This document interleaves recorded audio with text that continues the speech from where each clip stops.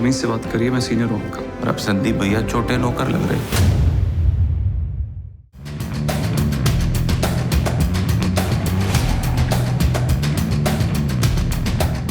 पति पत्नी के बीच में अक्सर झगड़े चलते रहते हैं। काफी कुछ चीजें खराब भी होती है, काफी कुछ चीजें ठीक भी होती हैं।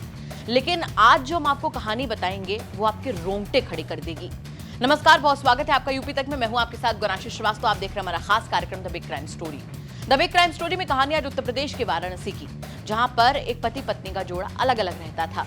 ऐसे में पति ने अपनी पत्नी को बर्थडे पे मिलने के बहाने बुलाया, जिसके बाद दोनों में कहासुनी बढ़ी और कहासुनी इस कदर बढ़ गई कि पति ने पत्नी का रास्ते में ही यानी बीच सड़क पर ही गला रेत दिया।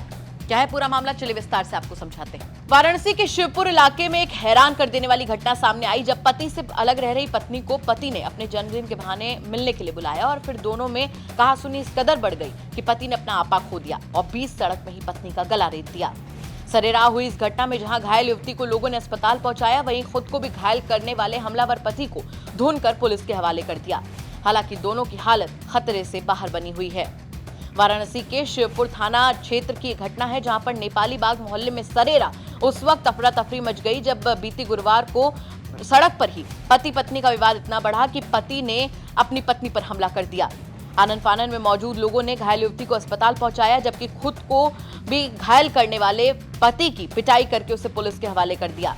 हमलावर की पहचान चंदौली जिले के मुगलसराय क्षेत्र के रतनपुर गांव के रहने वाले 34 साल के कुंदन विश्वकर्मा के रूप में हुई है, जो कि वाराणसी के अर्दली बाजार क्षेत्र में एक मेडिकल स्टोर में काम करता था। जबकि उसके हमले से घायल होने वाली कोई और नहीं बल्कि उसकी पत्नी नेहा थी। घायल पत्नी को बीएचयू के ट्रॉमा सेंटर में भर्ती कराया गया, जबकि पति को पुलिस अभिरक्षा में शिवपुर क्षेत्र के ही एक निजी अस्पताल में भर्ती कराया गया है। बता दें कि अस्पताल में कुंदन विश्वकर्मा ने बताया कि शादी 15 जुलाई 2015 को मिर्जापुर के जमालपुर क्षेत्र की नेहा से हुई थी और उसके 2 बेटे भी हैं। 8 अगस्त 2023 को उसकी पत्नी घर छोड़कर चली गई। काफी कोशिश के बाद 1 महीने बाद पत्नी को ढूंढकर वापस लाया था, लेकिन कुछ दिन बीतने के बाद वो वापस से घर छोड़कर चली गई। पूरे मामले पर आरोपी पति क्या कुछ जानकारी दे रहा है, चलिए उसी से आपको सुनवाते हैं। बोलती कि मैं जिससे फोन से लगातार बात करती हूँ, मैं उसी के साथ शादी करूँगी। उसका नाम सुधीर सिंह उर्फ अमन है। इंस्टाग्राम पे भी उसका आईडी है, फेसबुक पे आईडी है, उसका व्हाट्सअप भी चलता है। उसने ही मुझे फ़ोन करके बोला, व्हाट्सअप किया, बोला कि तुम अपने बीवी को मार दो जान से। बोला कि वो मुझे बहुत ज़्यादा फ़ोन करती रहती है, ऐसे तुम अपने बीवी को क्यों नहीं समझाते हो, नहीं होता है तो तुम उसे मार दो जान से। बोला कि मैं उसे क्यों मारना चाहूँ, मैं उसे प्रेम करता हूँ, मैं चाहता हूँ मेरे बच्चों के पास आ जाए। क्या बच्चे हैं? जैसे 2 बच्चे मेरे। कितने बड़े हैं? एक अंश, एक नवीन। एक छोटा बच्चा 4 साल का है, बड़ा बच्चा 6 साल का है। सिर्फ मेरी माँ बूढ़ी है। मेरी माँ को उसने बहुत सताया, लेकिन माँ ने उफ तक नहीं किया। कब शादी हुई थी इससे? 15 जुलाई 2015। 15 जुलाई रतनपुर कहाँ पे है? आपकी पत्नी का क्या नाम है? नेहा विश्वकर्मा। अच्छा, निवासी कहाँ के हैं? हम निवासी रतनपुर गांव, जिला चंदौली, अच्छा, थाना मुगलसराय।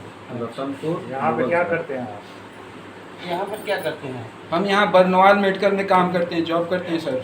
अच्छा। आज मुझे 4 साल हो गया जॉब करते हुए, लेकिन भैया बरनवाल अर्दली बाजार। हाँ, अर्दली बाजार। ये जब भी दुकान आती थी। एकदम धीरे बोलो, हम सुन रहे हैं जी। धीरे बोलोगे ना चोट पत्नी कहाँ लगेगी। काम करती है? पत्नी ये करीब 1-1.5 महीने से ये सरस्वती वस्त्रालय में काम। मैंने वहाँ भी भैया से भी बोला, भैया को बताया, वहाँ के जो मालिक है, कि ये मेरी बीवी है, अपने आप को यहाँ कुंवारी बता करके काम करे सर। मैं हाथ पैर आपसे जोड़ा, थोड़ा इसको समझा दीजिए। मेरे बच्चे रात को रोते हैं, मम्मी मम्मी अच्छा नहीं लगता। अच्छा, पत्नी कहाँ की रहने वाली है? जमालपुर थाना जमालपुर मिर्जापुर। लव मैरिज थी आपकी? नहीं, मेरी लव मैरिज नहीं सही सर, अरेंज मैरिज थी। शादी लगा हुआ था सर। उसके पहले से भी मेरे साथ घूमती फिरती थी, मुझको आई लव यू बोला उसने पहले ही। 1 मिनट शांत रहो, 1 मिनट शांत रहो। अमित भैया थोड़ा सा धीमे, पूरा बात होगा, 2 मिनट रुका, ठीक हो? जमालपुर थाना, जिला मिर्जापुर। जिला मिर्जापुर। इसके पिताजी का क्या नाम है? नेहा। 10वीं विश्वकर्मा। 10वीं विश्वकर्मा। वही जमालपुर मिर्जापुर के रहने वाले हैं जी। कै भाई बहन है ये? 2 बहन, 3 बहन 1 भाई। 3 बहन 1 भाई। तुम बताओ अपना। मेरा नाम कुंदन विश्वकर्मा है। भाई बहन कुंदन, हाँ। कुंदन, क्या भाई बहन हुआ तुम? मैं सिर्फ 2 भाई हूँ। अपने पापा का भी मैं 2 ही लड़का, मेरे भी 2 ही लड़का, मेरे भाई को भी अच्छा, 2 ही आप लड़का। छोटे हैं कि बड़े हैं? मैं बड़ा लड़का हूँ। मेरा कितनी उम्र शादी, मेरी उम्र इस समय 34। 34। पापा क्या करते हैं? पापा नहीं है सर। आज मारे क्यों उसको? यहाँ कहाँ रहते हो? किराए पे रहते आज हो? किस नहीं, वजह से? मेरा घर है सर, रतनपुर गांव में मेरा घर है। मैं रोज डेली बनारस। आता हूँ काम करने के लिए बनारस। ये लड़की यहीं रहती थी? ये लड़की करीब 1.5 महीने से यहाँ पे अपने आप को कुंवारी बता के रह रही थी। मुझे किसी तरह पता चला कि यहाँ ये रहती इसके है। पहले इसके पहले 3 महीने पहले गायब हो गई थी। ये 3 महीने से लापता थी। 8/8/2023 से ये गायब थी। मिली कब? ये हमको मिली 1 महीने बाद। बोली कि हमको पैसे की ज़रूरत है, हमको पैसा भेज दीजिए। तो मैंने उसको 10,000 रुपये एक बार में भेजा, फिर 10,000 रुपये एक बार में भेजा। चलो आज किस वजह से हुआ ये? अब रहने दीजिए भैया। कैसे? ये हमको ब्रजेश। बार बार मिस कॉल पे मिस कॉल देती थी।